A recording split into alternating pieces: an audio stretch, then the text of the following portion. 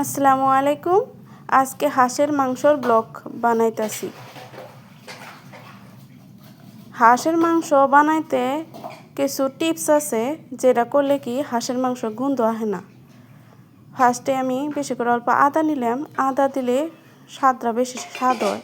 মশলাগুলো আগে রেডি করে রাখি, তারপরে বাকিটি লাহে লাহে করুন। আপনারা থাকেন সাথে, লাহে লাহে দেখেন আঙ্গ গ্রামের স্টাইলে আমরা কীভাবে হাঁস তৈরি করে খাই, আপনারা থাকেন দেখেন। ফার্স্ট আদা বেটা নিলাম, পরে রসুন বাটছি, রসুন ছেঁচা তুইছি।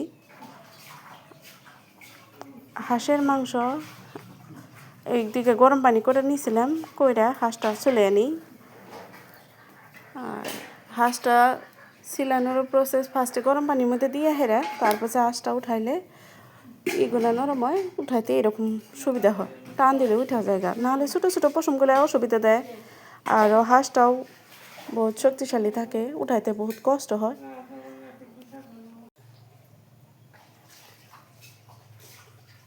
এইভাবে করলে আপনাদের খুব সুবিধা হবে।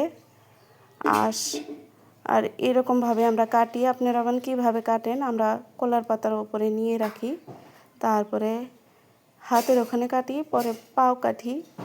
দেখেন আমার কাপড় চোপড় শেষ অবস্থা নাই, রক্ত শক্ত দিয়া।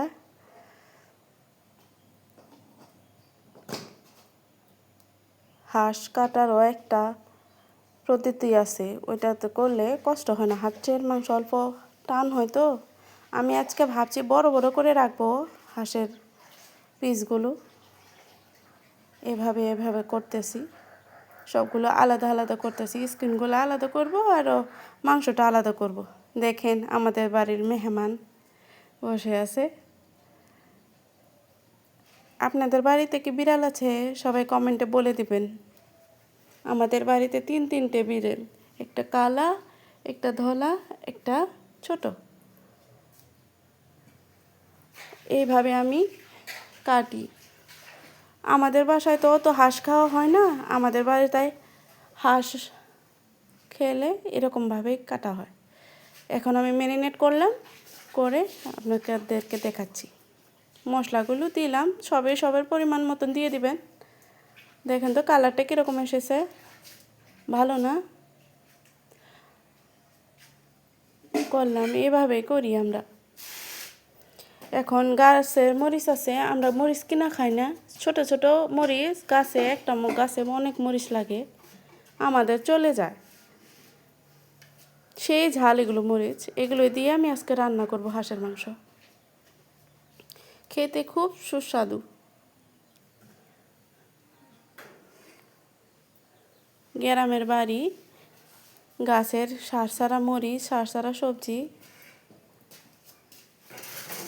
আবার চলি আমরা হাঁসের মাংসতে, এইগুলো কেটে কেটে দিব।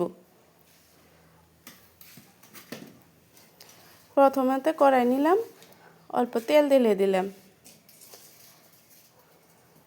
ফোড়ন আসার জন্যে। অল্প কিছু জিরে দিব বলে ভাবছি, এখন কি করি, তেলটা আগে গরম হয়ে নেক। কিন্তু একটা বস্তু, হাঁসের মাংসর মধ্যে ফোড়নে আপনারা জিরে দিলে স্বাদটা অনেক টেস্টি আসে। যদি কিছু মশলা বেশি হয়, এই জিরেটাই ওগুলো স্বাদ টেনে নেয়। চুটকি তিতা ভাব থাকলে তেজপাতা দিলাম অল্প, এখনই কাঁচা লঙ্কা আর পেঁয়াজ রসুন থালির মধ্যে নিয়ে নিছি। এখন কাঁচা বস্তুগুলো এখানে দিয়ে দিতেছি। এইগুলা অল্প কিছু সম্বার আসার পরে মাংসটা দিতে পারবো। সম্বারে পেঁয়াজ রসুন দিয়া লাড়াচাড়া করতেছি। কেউ কেউ অনেক গোল্ডেন করে, কেউ কেউ অল্প কাঁচা কাঁচা রাখে। আমি ওগুলো মিডিয়াম সাইজ করব, বেশি করলে আবার গ্রেভিটা ভালো আসে না। এরকম করলাম। এখন মাংসটা দিয়ে দিব।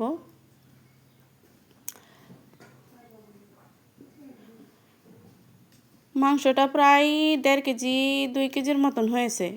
দুটো আলু কেটে দিছি, দিয়ে সবগুলো একসাথে কষায় নিব। ভালোভাবে কষতে হবে।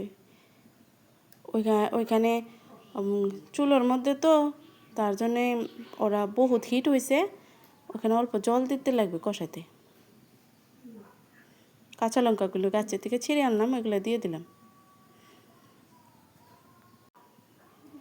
যত ভালোভাবে করে যে কোনো মাংসই আপনি রাঁধেন, চিকেন, মাটন আর হাঁসের মাংসই রাঁধেন, 1 নম্বরে আনেন যত কষাবেন, যত লাড়বেন তত সবের হাতেরই রান্না আলাদা আলাদা, কিন্তু কষাইলে বস্তুটা টেস্টি হয়। দেখেন তো কষাই নিলাম, এখন জল ঢেলাই দিলাম। আমাদের এখানে আমরা শর্টকাট করে খেয়ে নিই এরকম করে। জলটা অল্প বেশি দেব, কারণ হাঁসের মাংস অল্প টাইট হয়, শক্ত হয়, তার জন্য অল্প জলটা বেশি দিলাম। ভাবতেছি আরও অল্প লাগবে নাকি, মনে হচ্ছে আরও অল্প লাগবে, আবার অল্প একটু দিয়ে দিই নাকি বন্ধুরা। ও, মাংসটা অনেক টেস্টি হয়েছে, টেস্টি। খাবেন বন্ধুরা? আমি তো খাচ্ছি। একটা ট্রাই করলাম। Thank you for watching. Thank you very much.